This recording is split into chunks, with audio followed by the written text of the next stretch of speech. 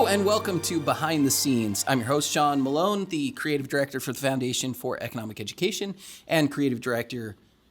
I have no idea what I just said. I'll do that again because I said creative director. Creator. You said it wrong. I said it wrong. I did it all wrong. One more time. All right. Hello and welcome to Behind the Scenes. I am your host, Sean Malone, creative director for the Foundation for Economic Education and creator of Out of Frame, a YouTube video series where we talk about the intersection of art, culture, and big ideas. Here in studio with Paul Nelson, our Out of Frame shorts editor and social media manager at FEE. And then, of course, Jen Maffasanti is on the screen over here, I think. Am I doing this right? Hopefully I'm doing that right. And Jen is in Utah and is the communications director for the Libertas Institute.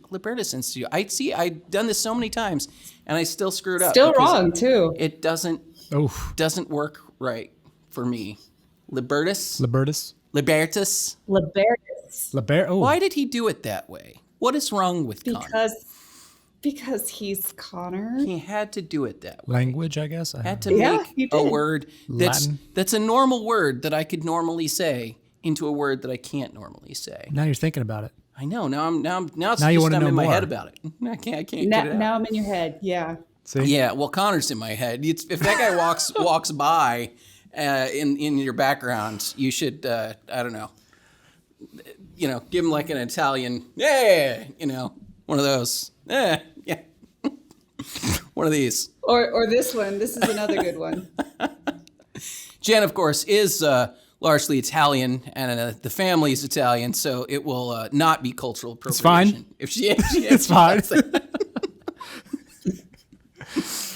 Oh my gosh. All right. Anyway, Jen, it's still snowing where you live, which is hilarious.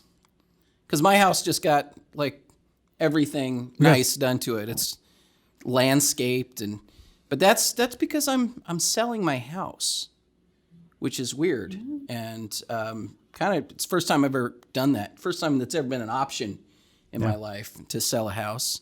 But we're doing it so my mother-in-law we can move into a bigger house. My mother-in-law can move in with us and whatnot. But the house looks it's sad in a way because we've done all this work to make the house look amazing, literally so we can sell it and leave.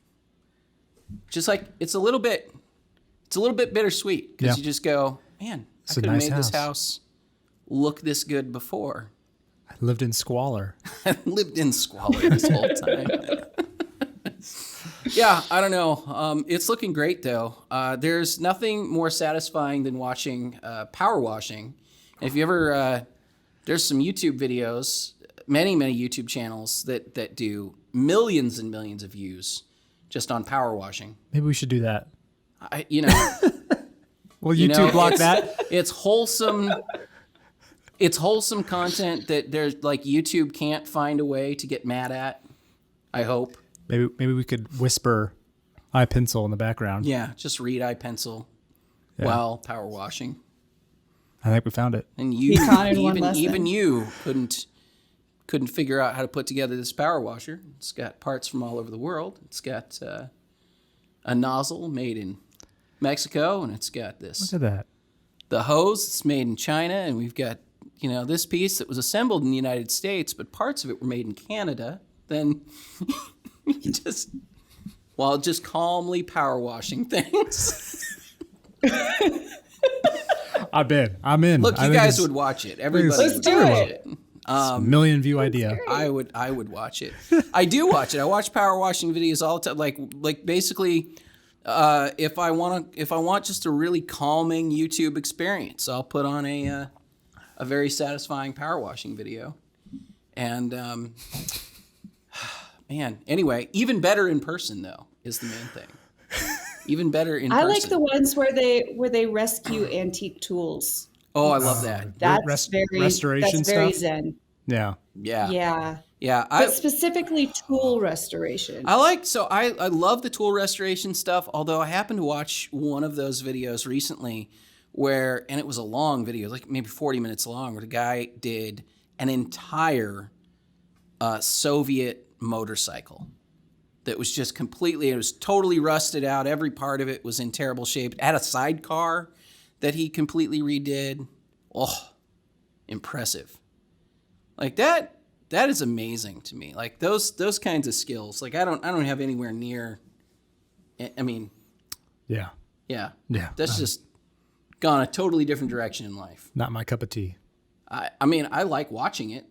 I don't think I would particularly enjoy doing it. Although, I was going to say this as if this is even remotely comparable, but I did refinish a toolbox, like an old tool chest and associated toolbox recently.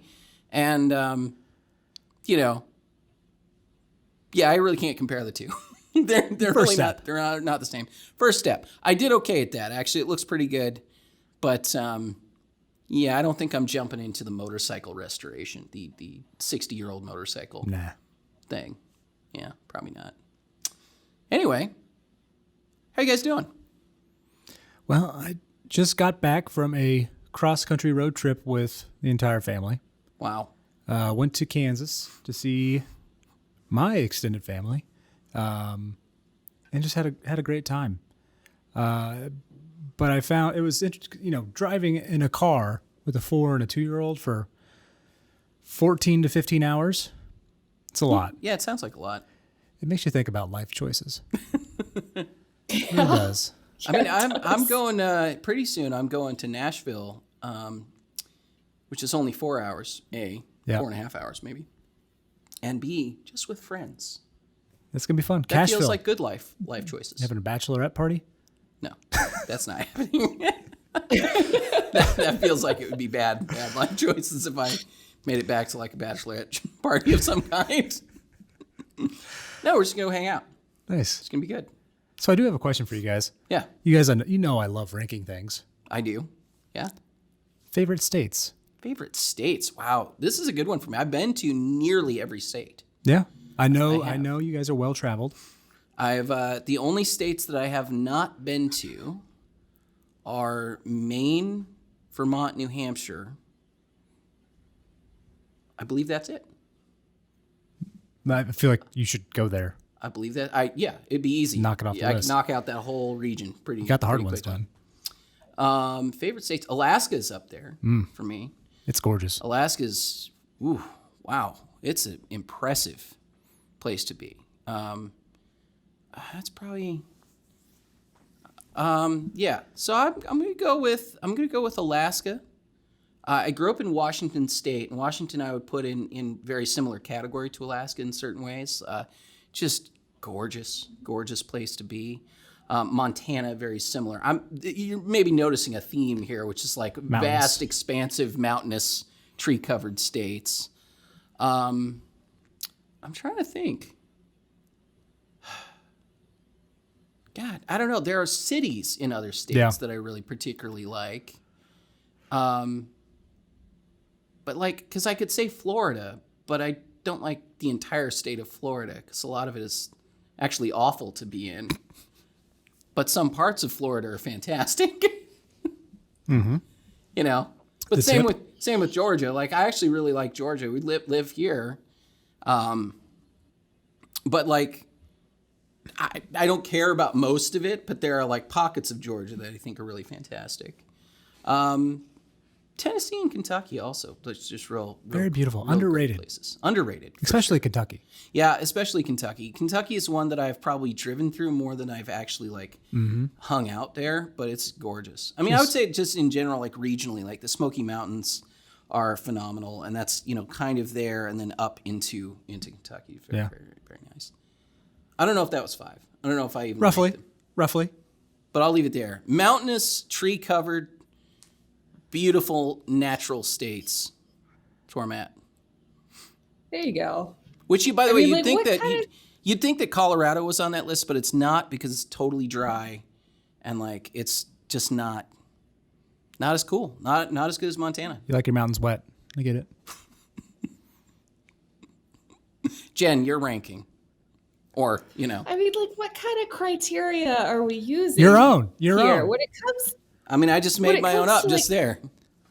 but fair. Okay. Well, when it comes to just like pure natural beauty, can be whatever you want. People? Like Utah's on up there. Like it's gorgeous out here. It's real dry. So Sean, I don't know if you'd like it as much as Montana. Yeah, but I mean, Montana has a lot of the same things that Utah has going for it, but also it rains occasionally. Yeah, fair. But like when it comes to food, Utah's way down the list. Food states. That's a tough one. Way down the list. But the problem with food states is that like there's certain places, again, Tennessee up there on that list. It's just like specific cities in places. That's the thing. It's specific cities, because then you'd have to say, like Nashville for one, going back there. Certainly, actually, maybe even Memphis, a little bit more than that for me on that front. Yeah. New York in some areas, New York City particularly. But I wouldn't say New York State is one of my favorite states. Yeah, this is why the question is difficult. Kind of a terrible state, actually. Yeah, as a whole. And just as a whole. But if you wanted to get great food, New York City is a wonderful place to do that. Yeah. As is Atlanta, actually. Yeah, as is Atlanta. I mean, okay, favorite states. Okay, I'm gonna throw Utah on the list. These are in no particular order, and the reasons are because I said so. So Utah, Georgia. Places Jen has lived. Got it. Places Jen has lived. And Alabama. I'm gonna put Colorado on there. Yeah, that's a good choice. I'm also gonna throw in Arizona, and and see, like okay, so I like Las Vegas. North Carolina. I genuinely. Carolina, yeah. Oh, North Carolina is an interesting one. Yeah. I genuinely like Las Vegas, but Nevada, it's nothingness. It's an expanse of nothingness. Right. So but you also have Las Vegas. So that's all you have. Yeah. And Reno. That's all you need. That's all you need. So my top 5, and this isn't a particular order. Of course it is, because Paul's got. If you can't rank things, then are you really even alive? I don't know. Is this even? But number 5, California. This should be number 1. This should be number 1, but they make it very hard to live there. Yeah, they do. So that's why it's number 5. And the only reason why it is at 5 still is natural beauty. It's up there food. On that. Other than that, like if it was based off, this should be number 1. Well, this is the thing about California. That's because I lived in California for several years, and the thing is, everything that's great about living in California, it was there when everybody got there. Yep. Like the weather, the beaches, the environments, everything that's awesome about California in that context, no human being had any control over whatsoever. And then, the government of California has spent decades and decades trying to make it not enjoyable to be there. They've succeeded. And they have, in fact, succeeded at this point, for sure. Mm-hmm. Number 4, Florida. No income tax. The food is just out of this world. Food's good. A lot of very interesting. But this is what I mean, though. Florida, northern Florida. All of it. Southern Florida. All of it. Because, it's very vastly different. Vastly different. But that's what's cool about it. There's mosquitoes up in here. Yes. And alligators. Right. And then down here, Cuban food. But that's all you need. Right? Ramen. Yeah. That makes it into the top 5 for me. It's good. Yeah. Number 3, Arizona. Okay. Well, overlap. Yes. Just in general, I am a Southwest America kind of guy. Okay. That's just that's the environ. Really? I want to live in. Environ. I love the food. I love the weather. I love the topography. Just that's me. Also, great Arizona, great food, beautiful. It's just a beautiful state. You asked about Las Vegas. This is where it comes into play for me. Number 2, Nevada. Only reason is Las Vegas. Yeah. It is. It's the greatest city in our country. And I'll It's a bold claim. I'll fight you over it. It's a bold claim. But It's a bold claim. here's why. I mean, everyone, you think of Vegas, you think gambling, other adult activities, and which you're not wrong, but there's so much more to the city than that. That's true. It is this has happened over the last decade or so, but the food scene in Vegas is Food in Las Vegas is bonkers. Out of this for world. Sure. Yeah, the competition for food in Las Vegas, largely because of the casinos and stuff, is just and even off the strip. wildly. You think San Francisco has great sushi? Vegas has better sushi. You think Florida has good Cuban food? Vegas has comparable Cuban food. And you just go down the list, barbecue. I mean, you get whatever. It's Vegas. You could get whatever you want, and it's going to be amazing. So it makes up for everything else. Yeah, I'm with you on a lot. I mean, a lot of that's why I like Las Vegas a lot. I genuinely, I feel like some people sort of ironically like Vegas, or kind of feel like they should not like Las Vegas because it's a tacky. I mean, it's like a tacky city in a lot of ways. Well, the Strip in particular. Yep. But that's kind of what I love about it. Actually, it is itself in a really aggressive way. There's no substitute, and there is not. Yeah, but it's a similar thing I kind of like about New York. Although I lived in New York for a while, and it's New York grates on me at some point because, and I think Vegas would grate on me in the same way if I had to live there. Which is that like there are things about a city like Las Vegas or a city like New York that are really, really awesome when you're there for a weekend or when you're there for a week even, but that get really not awesome when you have to live in it all the time. I mean, in New York City, like constantly having to sort of wade through throngs and throngs of people. Now that, I don't know if that's going to change in the wake of the way that things are now. But, I was in New York City just before all of this. I was in New York City over the Christmas and New Year's holiday last year. And so we were there at Rockefeller Center, the Christmas tree lights up, all that kind of stuff. And I mean, I was there with my niece and nephew and my brother and like, man, I just didn't miss that at all, and in particular being like living there, right? It's one thing if you're a tourist in that kind of place and you go with the idea that like you're, okay, I'm going to wade through these crowds, but I'm part of this. Like I'm a tourist and I'm there.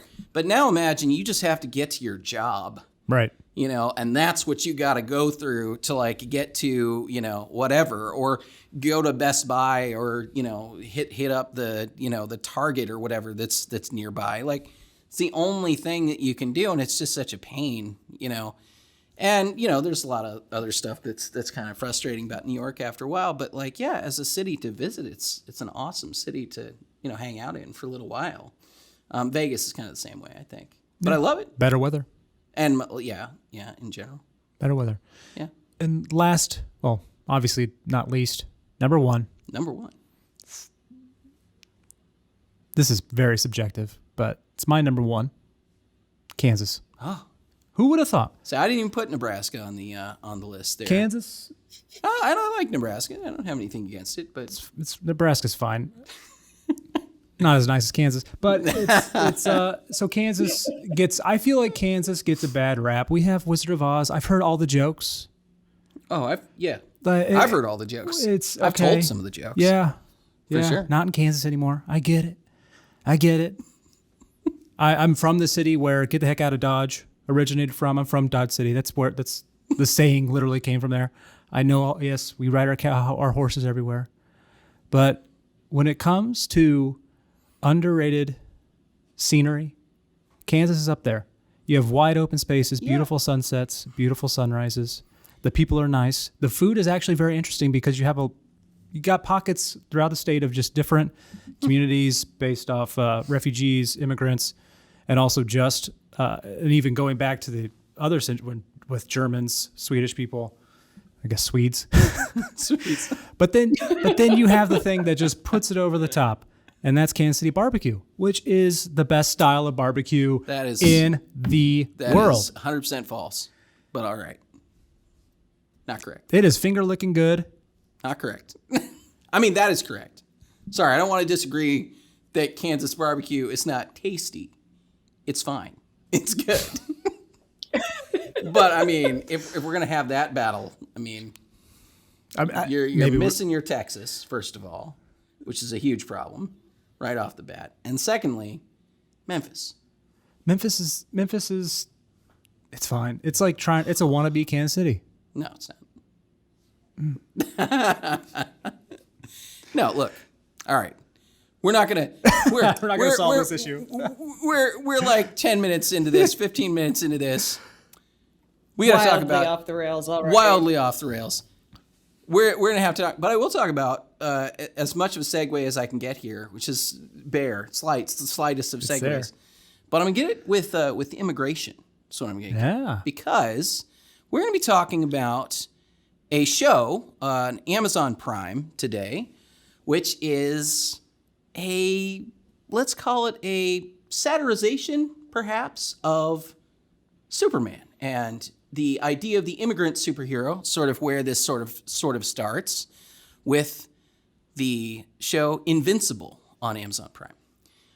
It is a kind of a rough segue because it's not quite that. Because really what it is about a kid who gains superpowers, is trying to figure out, how to use them. But he happens to be the son of this universe's Omni-Man, which is a Superman knockoff Superman. Knockoff Superman. I mean, it's a visitor from another world. Yeah.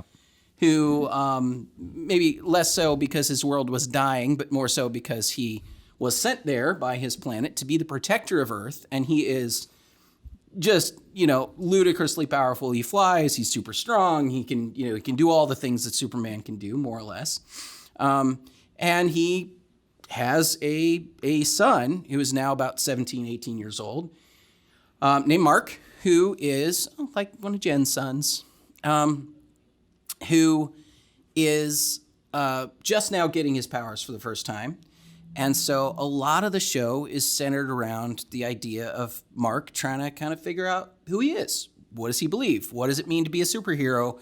How do you learn how to use these powers? So he's kind of in there with his dad, kind of trying to figure it out.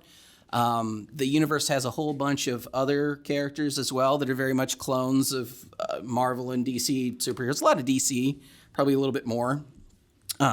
This is based on a comic by Robert Kirkman, who you may know from The Walking Dead, created The Walking Dead as well, and then of course the showrunner for Walking Dead, or maybe not showrunner, but one of the producers for Walking Dead, and is also a producer on this series, and it's one of his comics. A lot of DC, kind of Justice League, and there's kind of a Flash clone and kind of an Aquaman kind No of. kind of about it. No, not no kind of about it. You're right. There's a version of Flash. There's a version of Aquaman, although it's actually a fish, which is kind of hilarious. Various robots and a Teen Titans kind of situation with a bunch of teenage superheroes, and I'll let Paul talk about this part because Paul and I talked about this for a second, but it's not. The first episode is weird, and so we're gonna spoil a lot here. If you haven't seen the series, there's just no way around it. To talk about what's interesting about this series, we have to spoil the end of the first episode. Yes. So definitely watch the first episode. Yeah. And then you could probably decide if you want to move on from there with the show. But yeah. So the first episode it's just basic superhero beats. Yeah, nothing too crazy. Sort of Justice League saves the day at one point, and we kind of introduce They're called the Guardians of the Globe. Right. Nothing too violent. I mean, there's kind of some. A little bit, but nothing. Yeah. And to be honest with you, Sean, you suggested this. You'd already seen all the episodes available, and I did. I was watching the first episode, and it got to right before the episode ended, and I was getting ready to shoot off why are you making me watch this? Why is this? Why this movie? Why is this show? Why is this show? I was like, what is what? You usually have great tastes, and especially I trust your taste with superheroes, and I was a little shocked. Yeah, that first episode, it's not good. There's nothing there until the post credit scene. Until the end.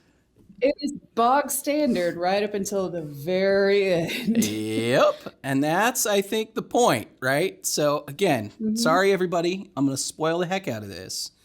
But this show, every episode has, I can't even call it a post-credit scene. It is literally like one credit appears on the scene, and then suddenly we go right back into another beat from the show. But we get through the first episode. We meet Mark.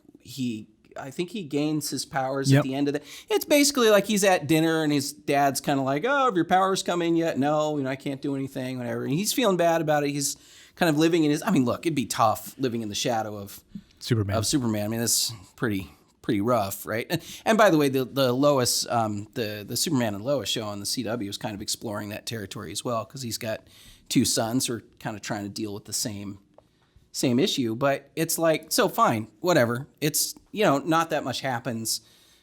All of the characters are kind of knockoffs, so you kind of don't, it's not like you're kind of getting the B versions of everybody. But then that post-credits scene happens, and Omni-Man shows up at the Guardians of the Globe's headquarters and just murders everybody. Brutally, violently, graphically murders everybody. And so that sets the show on a completely different path. Like, just completely different at that point. My jaw dropped. Yeah. I was not expecting that. And then I just I went wasn't through everything either. else after that. I had not read the comics. I have not, I'm not the biggest Robert Kirkman fan in general. I like Image Comics. I also learned in some of my like review of this that they're in the comics, it actually inhabits the same universe as some of Image's other characters, like Savage Dragon and Witchblade and stuff like that, which was kind of surprising to me because they're just radically different kind of universes. But I guess they've made crossovers and things like that. But I don't love Robert Kirkman, so I didn't go out of my way to read any of that stuff beforehand. But I've done a little bit of research since, and so I have a little bit better of an understanding now of like kind of where they were coming from on some of those things. But yeah, it is. It takes a turn. It takes a major turn. And then as we get into a couple of the other episodes, I think there are 5 out currently, maybe 6 by the time this will air, I think. So there's a lot of threads to pull on. You've got Mark trying to learn how to use his powers. You've got Mark's mom trying to make sure that he's using his powers for good reasons, and to do the right thing with his powers. You've got Omni-Man, as a father, just teaching his son how to do stuff and how to fly and how to, I guess they kind of control gravity or something, kind of play around with that. You've got Mark interacting with this team and also just having kind of Peter Parker just relationship high school drama. stuff. Like he can't be anywhere on time, and he's trying to date a girl, but he's also got superhero things to do, so he's standing her up a lot, and she's upset, and it's very all those elements are coming in from other things that you've seen before. But then there's that mystery thread of why did Omni-Man do this? Because we don't know. And he just keeps going. Great dad, great husband. Yeah. Superhero. Comes right back into normal life. And he's sort of being investigated for it a little bit by one of the governments. And I know, Jen, we were talking about this. You want to talk about the Guardians of the Globe seems to be a government run or government controlled in some kind of way superhero team. And so that's something else that comes up in the show is that Omni-Man he's been invited to join that team and work for the government many times, and he's always turned them down. He does, show up to help periodically whenever they have various missions, but he does not work for the government, and he's made it clear that he won't. He's not interested in it. And so I don't know. It's a big mystery right now in the context of the show. But I thought it was pretty interesting, and it took a turn that I was not expecting. Yeah. It's definitely a different take on, basically heroes we know. Mm-hmm. And I think what has been kind of fascinating the most was, for me, just how incompetent the government is. And obviously they're trying to control superhumans, Pretty hard. aliens. Yeah. But it also seems like the ones that are controlling them, are also superhuman. So who to trust? Marcus obviously doesn't know any. He trusts everyone. Yeah, the main character, who then, by the way, calls himself Invincible, which everybody remarks, I think that's a little presumptuous. Optimistic. It sounds like a little optimistic. But, which I kind of love about the show. The show's got a good sense of humor about it. I think there are a lot of little pieces in it that I really like, and I'm kind of looking forward to seeing where it goes. But, yeah, you don't know who to trust, but Mark is the innocent in all of this. He just wants to live up to his dad. Yeah, he just wants to be his dad. And he wants to be his vision of his dad, which is the greatest hero on the planet, right? Always makes the right decision. He wants to make the right decisions. He wants to help people, There are all these little elements, and some of it, and I guess you could knock the show for this a little bit in its sort of derivative aspects. But there are just little moments in the show that recall some of the best moments I've seen in other things, like, having Peter Parker, like I think it was in Spider-Man Homecoming, where somebody's like, hey, you're Spider-Man, do a backflip or whatever. He's like, oh, all right, I'll do a backflip. He's just trying to be a good guy, and he's trying to interact with people in like a positive way. And, so if somebody needs help getting a cat out of a tree, he'll go do that or whatever, But so that actually, for me, that makes the show kind of worth sticking around on. Because I think if it was like a super cynical show, where there were just every character was awful, it was kind of like The Boys in that way. Because you could go a very boys-ish direction on this show. Yeah. But I don't feel like they're going there. I don't quite know. I have some sense of where the plot's going to go, and I'm not going to talk about that because I don't want to spoil the future potentially in some of this. But yeah, Jen, I'd like to hear your first impressions on the show. Yeah, that first episode was a doozy. Like, watch that last step. I was watching it with my husband, and when we finally got to the actual credits of that episode, we turned and looked at each other with like, what just happened to us? Yeah. Like, what? First question, all of the questions. Like, just, oh man, it's a great hook. If you get through the whole first episode, like, you're really gonna want to watch to figure out what the heck is going on. I do love the character of Mark. He is an adorable floppy puppy of a person. It's also played by Stephen Yeun, who's also kind of an adorable floppy puppy of a person. Or at least it seems to be. He's so excited, and he so wants to be a good boy. He hasn't quite figured out all of everything that he could do, and so he's tripping over his own ears, metaphorically speaking. He can't land at all. He can't land. I mean, it's just to continue with the puppy metaphor, like his feet are too big. He doesn't really know where his ears are going. Like, it's great. It's fantastic. He's a wonderful character. Yeah. Like, J.K. Simmons plays Omni-Man, his dad. Yes, he does. I like it. I think we were talking about a minute ago that, like, before the show, we're talking about feeling like J.K. Simmons might sound a little too old for the role, but I don't know. I like J.K. Simmons a lot. I like J.K. Simmons. It's not working for me. Huh. Not doing it. He just sounds way too old for the character. It's tough though, because I feel like also he does have he's got gray. I mean, he's a little bit. I mean, J.K. How old is J.K. Simmons? His 60s probably still. I don't know. I'm not sure. Yeah, it feels. I don't know. I don't want to say J.K. Simmons is ageless, because he's definitely not. But he is an actor who I feel like for the last since Spider-Man, really, I've not noticed like the first Spider-Man, you know, like Sam Raimi Spider-Man, 2002 or 2000, I guess it would have been. I haven't noticed him age very much. I'm sure he has. Yeah. But, I mean, he always just looks like J.K. Simmons to me. Yeah. No, it just seems like a weird choice, and that threw me off. And, you know, you get used to it after a while, but everyone else, I feel like the voice actors just really kind of line up. And yeah, one, Adam Eve, I did not realize was Jillian Jacobs, who was on Community. And I hadn't really seen her in much of anything for a little while. And it's kind of nice to see her come back, even as a voice actor. yeah, She's part of the teen team. team. Yeah, teen team.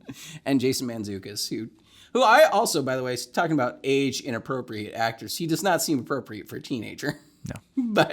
But he is funny in the role. But still. So it's an interesting, I don't know, it's an interesting show. I don't quite know yet what to make of certain aspects of it, but there is a tension between the sort of freelance superhero, and particularly in terms of Omni-Man, but also in Invincible, and there are other superheroes in this. There are a lot actually in this universe.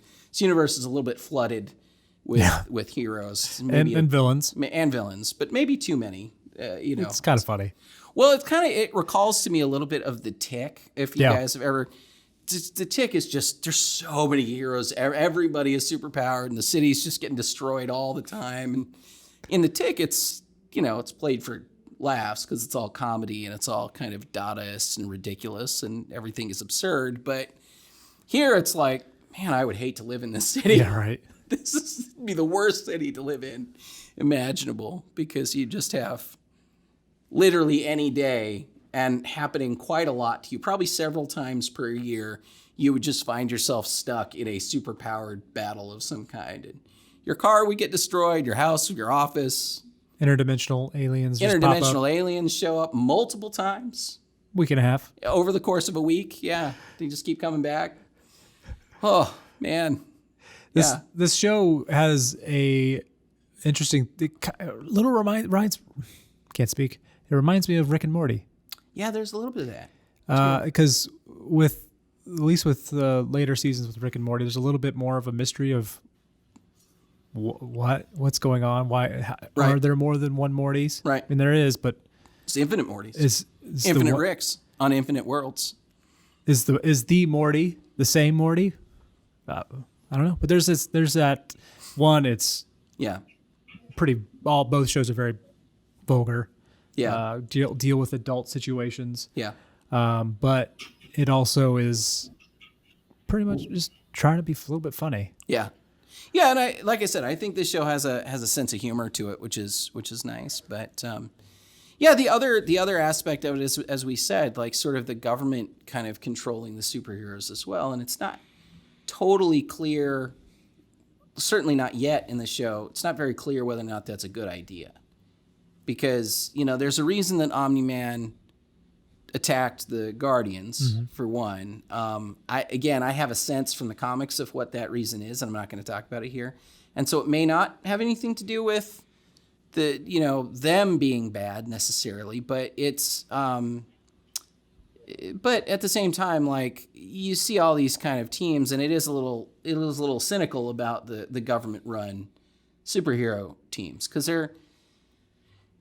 that's where it kind of recalls The Boys a little bit. Like, I don't know if they're really that great of people, and the guy who's running the team is a very shady.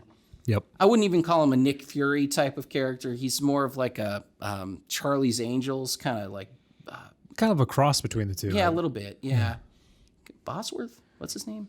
Bosley. That's the one. Where he's like kind of dictating missions, and he's telling people what to do and whatever. And I don't know if I trust that guy at all. Can't. Oh, plus they have all of these like secret agent guys who are all invisible all the time. Right. That's just appear out of nowhere. And they also have a grown-up Bobby Hill as his they second do have in a command. Grown-up Bobby Hill. I didn't actually put that together until you just said that. But yeah, his like second in command is like it's just Bobby Hill grown up. You're absolutely right.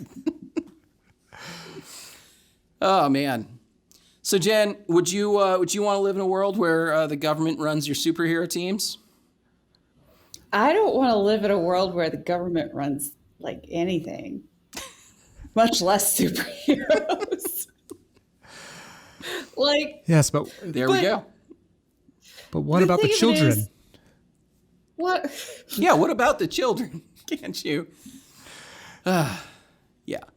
I mean, we just got done on last week's episode talking about power corrupting, and it would be hard to Yeah. imagine a situation where you connect the physical power with the state power and then maximize both, and that not being just the worst idea that has ever happened in the history of the universe. Yeah. I mean, it's awful, but there's also no universe where the government exists and they wouldn't be running superheroes if they could. Yeah, and I'd imagine so. And this kind of gets a little bit into we talked about this briefly on the show. Well, we talked about it more, but more has happened since we talked about it, I guess Falcon and Winter Soldier, because we talked about it, only a couple episodes in, and now we're getting in a little bit later into the season, and that thing of government kind of trying to run the superhero game, and kind of they're not exclusive to it in that show at least, and they're not exclusive to it in Invincible either. There are superheroes that are clearly freelance; they're outside of the state regulated kind of system, but like the ones that the government produces are not great. I mean, looking at you, John Walker, at the moment, but not great. So I like that we're exploring that. I also like that we kind of explore that with The Boys as well, where it's actually like government contractor kind of superheroes, but it's the same kind of vibe. It's like, ooh, you're putting a lot of power in one set of hands in this case. Yeah. It's just, oh man. We're talking, like, we talk about like concentrated benefits, but like dispersed costs. And that is very much what government superheroes are Yeah. the result of. I mean, Yeah. like they benefit a very, very few people. But there's billions of dollars of property damage as a result. Sorry about it. Yeah, and that's the thing. I think it's easy to assume, and granted, we're into like the most fictional part of the fictional like discussions, and out into a territory where I think we're even stretching the bounds of allegory in some ways. But at the same time, like I think people have this sense that, and this kind of came up in Falcon and Winter Soldier too, where it's just kind of like, well, don't you get paid by Tony Stark, or doesn't the government pay you or whatever? And Sam's kind of like, no, whatever. But I think more importantly, I think people just assume that the government's just going to be there to sort of, provide compensation for people whose property is damaged, homes are damaged, whatever. But, we've got a lot of real world examples of that kind of stuff. I mean, I think about this example a lot because we talk about environmentalism, and we talk about oil spills being the product of commercial interest a lot of the time. One of the worst oil spills in history was called the Eekstock oil spill. I don't know if I'm saying that exactly right. It was the Mexican state-owned oil company Pemex was the responsible party for the oil spill, millions and millions of gallons in the Gulf of Mexico. And, fairly close to offshore in Mexico, and just like you've seen in like Deepwater Horizon and stuff like that, it just completely decimated their fishing industry. It decimated a whole bunch of tourism. It just all kinds of industries that it really affected, and all kinds of individuals. Not to mention the environmental damage itself. And the Mexican government simply declared sovereign immunity and said, "Nah, you can't sue us for this. We're not going to give you any money if your fishery was destroyed. Too bad." Imagine that. That was their response. I mean, and they have the power to do that because who are you going to sue? The state? Good luck. I mean, you can spend years and years and years and years doing that, but if they already declared sovereign immunity, they wrote the law. And the judge will come back to the law and said, well, the state said they don't owe you anything. Too bad. Yep. There you go. Whereas on something like, the British Petroleum situation, like BP had to pay billions of dollars in damages, not to mention actually paying for all the cleanup and everything else. So it's like, yeah, these things happen. Like there are going to be damages when you have, a big entity that has a lot of, something like a large oil company, or, if we're talking about superheroes or whatever, like superheroes go out and fight an invading alien army 6 times in 1 week or whatever, there's going to be some property damage, right? But if you're talking about a private entity, there's got to be some way for people to sue them or to do something to sort of get compensation out of it. Whereas in the case of a state-run group, the state could very easily just say, nope, qualified immunity. I mean, this is what we do with police officers, right? I mean, with police officers, we just say, to a large extent, you are immune from prosecution if you cause harm or damages to other people in the prosecution of your job, as long as you were doing it, in a way that we believe was commensurate with your duty to do the job, then, you're free and clear. No big deal. And whether or not you ever get compensated for damages, good luck, So I don't know. It's funny because I think people do have this sense of like, oh, we just have the government run this, and then like if anything bad happens, like people will be taken care of. But it seems to be the opposite of reality most of the time. Yeah. I don't know. Anyway, give me so where do you think just again, because I can't really talk about like whether or not if it's going to go the direction of the comics, I can't really talk about it. But where do you guys imagine this is kind of headed? Many twists are ahead, I feel like. Obviously, the reveal of what Omnidad did. Omnidad did. Omnidad. What he did is obviously going to come out. Omnidad. Obviously, that's going to come out. I think that's going to be the reveal to end the season. I don't know if there's going to be... I'm feeling like end of season. Yeah. I'm feeling that way. But there's also some secondary stuff that's going on. Like, why is the robot... Yeah, the robot's... being pretty shady. Robot's shady. Kind of mysterious dude. What happened to Hellboy? Yeah. He's in hell, but is he? Yeah, there's a demon detective, which is just a great idea. I kind of want to see I just want to show about it. I just want to show about that. It's pretty funny. I mean, it's almost... Look, I've been watching...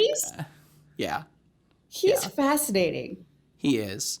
And so I've been watching Lucifer, which I'm done watching now. I'm all caught up on Lucifer. It's sort of comparable in a sense, except for, man, just having that demon walking around would just be like just Hellboy doing detective work. Right. It's not like, bombastic superhero stuff. Just literally overweight. Hey, just a guy going around taking notes. Yeah. Asking questions, investigating stuff. Yeah. I'm in. Turning everything to ice because he's cold. Anywhere he goes he's freezing. I guess you'd have to be if you think about it. How do you survive in a place that's millions of degrees? Your body temperature has to be, the opposite of that, right? Theoretically. Science. Obviously, it's science. I hadn't thought about it like that, but hey, checks out. Science. Listen to science, everybody. That is. Oh my God.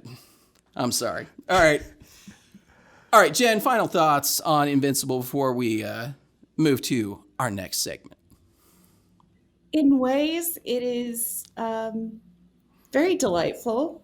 It is so sweet and so wholesome, and just like Mark's relationships and how hard he's trying, and he wants to do a good job so bad. It's great. And in other ways, it is horrifying. And I think that is a really interesting blend of dynamics for a superhero show. And I'm kind of here for it. I'm really looking forward to seeing how this goes. Yeah, that's where I'm at right now. I'm looking forward to seeing it continue, mostly because of those threads. I think like Mark Man, when you think about it narratively too, like just having that wholesomeness clash with Omni-Man's like brutality in that moment. And yeah, When those things reveal themselves to each other, it's that's drama there. Yeah. I mean, there's no way around the fact that that's going to be a massive reckoning. So yeah, I'm looking forward to it. yeah. No, it's hooked me. This is a weekly release schedule. Yeah, once again, I think everything I'm watching now is on a weekly release schedule. outside of Netflix, I know. I mean, Like literally everything that I'm watching at this point, like Falcon and Winter Soldier, this show. I actually started. There's another show that I started that maybe I'll save and I'll talk about in the next episode. All weekly releases. Doing it. Pretty soon we're going to have all these different, all these different apps, and I just hope somebody bundles them, and then could just pipe it in through a cable, some kind of a cable. Yeah, line. right into the house. Yeah. Don't have to worry about the internet going out. Wouldn't that be I'll great? be hardwired so you never lose the Wi-Fi signal. That'd be great. Just Why haven't we thought about this? I don't know. Maybe it'd be $150 a month somewhere in That there. seems like the right price point. Yeah.